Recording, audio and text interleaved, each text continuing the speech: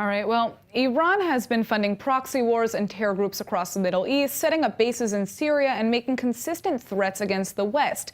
Yet the oppressive regime doesn't seem to be such a priority to the international community. Well, joining me now is former Israeli ambassador to multiple countries, Ambassador Yosef Livne, to get a better look at why. Now, Ambassador, I'd like to begin with talking about what is taking place in Argentina right now. Germany is still wrestling to find Iranian spies who are targeting Israelis, but a top Iranian official, Ala Adin Borojerdi, who is suspected of organizing the AMI attack in Buenos Aires back in 1994, was invited to speak to the European Union. Now, what kind of message does that send to the world? Well, I'm sure that any person with understanding of the Middle East and the situation should be disappointed, frustrated by such an invitation.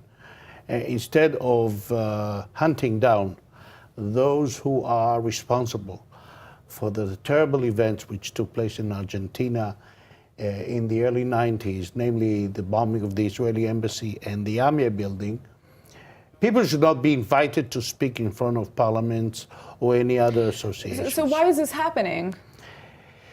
Why is this happening? Because I think that, unfortunately, the people who sit in the European Parliament are do not totally understand what they've done. I don't think they understand that such an invitation sends the wrong message, right, to the enemies of peace. I mean, we're talking also about the issue of Germany, trying to find Iranian spies, and this isn't even the first time that Iranian spies were found in Germany. How might that impact Europe's view of Iran, if at all? Well, it depends what the investigation will lead to. The results of the investigation, German investigations, if indeed they are severe and worrisome, as they should be, it may impact. After all, Germany is one of the most important members of the EU. Where Germany stands, many nations will follow, because people will say, wait a minute, what's happening here?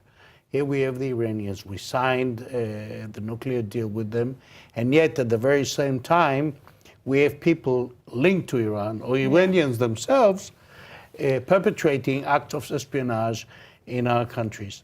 So I don't know that people will take very kindly to these actions, and I'm sure there will be voices heard in Europe, all over Europe. Well, we'll have to wait and see. Ambassador Livne, thank you so much for joining us. Thank you.